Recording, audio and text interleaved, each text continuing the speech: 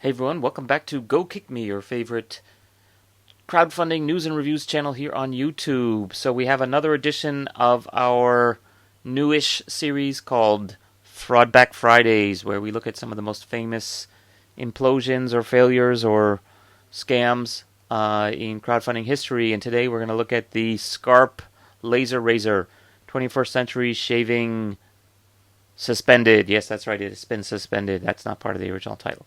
And so, as you can see, this one raised a buttload of money, $4 million plus here on Kickstarter, 20,632 backers, only to be suspended for violation of terms.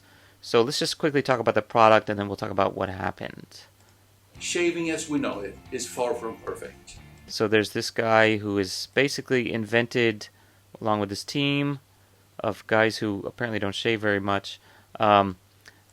They've developed this kind of laser-based razor system, or claim to have, and they've got a really cool design, and they've got multiple prototypes, but basically what it is let's see if they show it, yeah. So they have this very, very fine, what is it, like a fiber optic, and they're shining a laser through here, and apparently whenever it touches something like a hair, the laser energy can actually leak into the hair shaft, and it will excite a certain, if it's the right frequency, it'll excite certain molecules in there which have whatever the right pigments or the right molecular substances to get excited, and then the laser basically will burn or vaporize the hair. And the idea being that because it's not cutting at an angle like a razor, then the thing will be smoother and it won't irritate your skin and all this stuff. So they really claim that it can do everything, and here's a little demonstration. This is what causes your skin to feel rough. When the Skarp Razor makes contact, the laser melts through the hair shaft completely level to the surface of the skin. This leaves a smoother, softer finish. So that's how it's supposed to work, but that's not really how it works. But anyway, the question is, okay, do they have a working prototype? Oh, notice there's a hair. I didn't notice that before. There's a hair sticking out of here on their awesome prototype. So the question is, or the issue is, does this thing really work, and how close is it to actually being realized? And apparently, the answer to both of those is it's not, or it's really far from actually happening. So they have actually tried to show it working, and apparently, it is real in that it can actually cut hairs, but it's not real in that this is any kind of practical razor that you could use. Like, it can cut 1 or 2 hairs at a time, so the energy's not enough. The mounting system is not robust enough. These little fibers can break really easily. So this was a case of a concept that conceptually can work, but the implementation is just totally not there. And for them to have any kind of timeline, especially we're on 3-4 years later and it still is not happening. Clearly, these guys over-promised by a mile and under-delivered. And so that leads to things like this.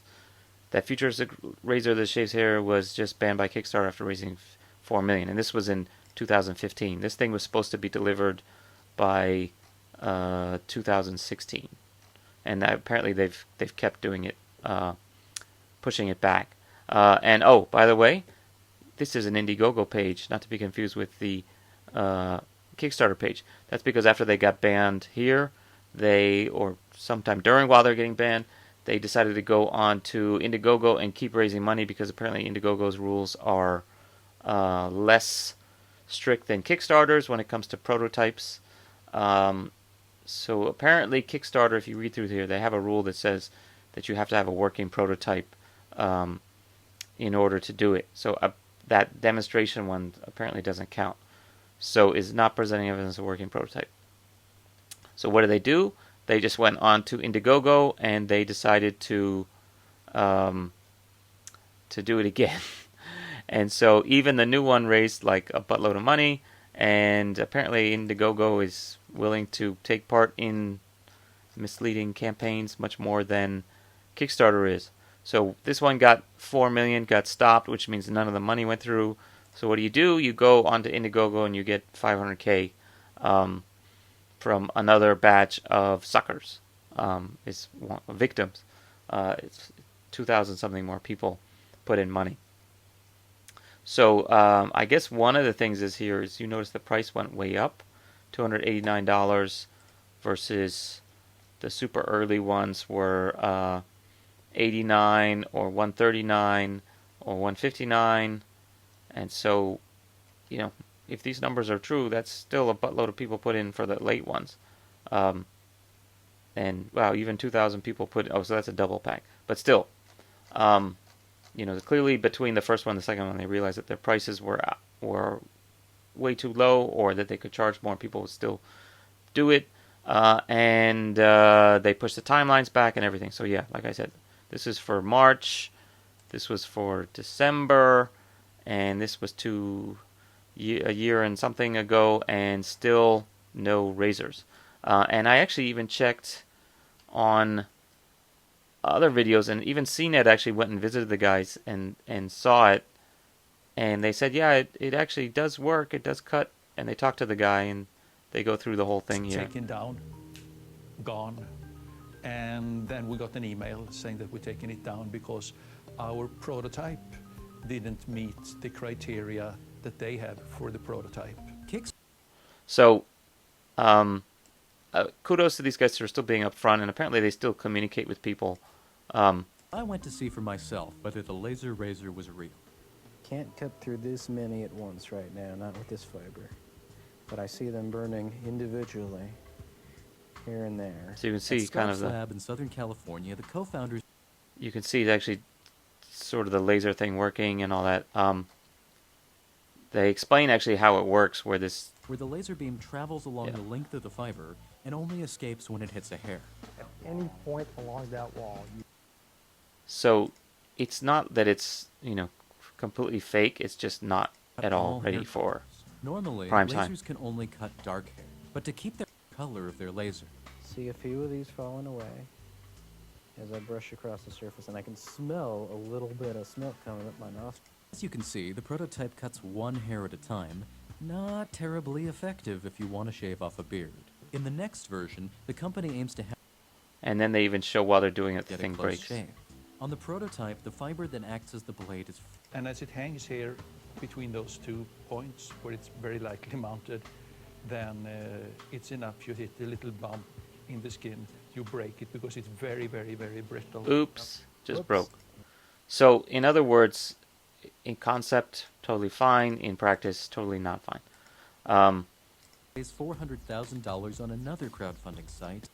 So anyway, they talk about how they went onto Indiegogo as well. So is it fraud? Should it be stopped? I think it's good that Kickstarter actually did do something. I wish they did this about more things like Sonic Soak or Mizu Towel, both of which are huge frauds. I guess Sonic Soak is an Indiegogo. But anyway, I wish both of them did more about this kind of stuff. One of the problems I have is, specifically with this project, is the fact that exactly what this guy says right here. We really need your support to put the Skarp Razor into production. We have preliminary agreements with manufacturers, but we require capital to begin orders. So they want to put it into production and they need capital to begin orders. In other words, implying that it's basically ready to produce, they just need the money. Not, we need you to fund 2 or 3 more years worth of research in order to get this thing ready for production. So right there, that's misleading. Could you call it fraud? I guess you could pretty much make a case for that, where they weren't anywhere near there. They knew they weren't anywhere near there. They didn't have an actual working prototype for any kind of consumer product. So just money to get it in production is totally not accurate to say. So anyway, that's a brief review of one of the more infamous larger scale ones. In this case, these 20,000 people totally saved by the fact that Kickstarter actually grew some balls and canceled the project before the money went out. If you want a good read, go read some of these comments. Even now, years later, there's people still going on about how, oh, this was a total scam. Their updates are bullshit. Apparently, they keep updating in in Indiegogo. I don't know. Probably they haven't updated on Kickstarter. And yeah, in second weekly update was 2+ years ago. Here they have more updates as recently as 27 days ago from that same guy, Morgan Gustafson. And he does go through a lot of it, saying basically keep waiting and, see you in a couple months maybe with more progress. But yeah, it doesn't sound like they're that close. So anyhow, that's it for today. Buyer beware. Watch out for anything that promises too much.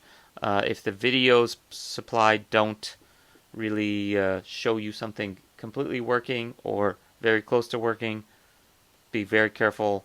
Consider it a donation. Don't consider it a purchase, because you may never see that money again. Okay, that's it for today. Check us out on Facebook and Twitter at GoKickMe. Check out more of our Fraudback Friday videos in the pop-up thing, which you should be seeing by now.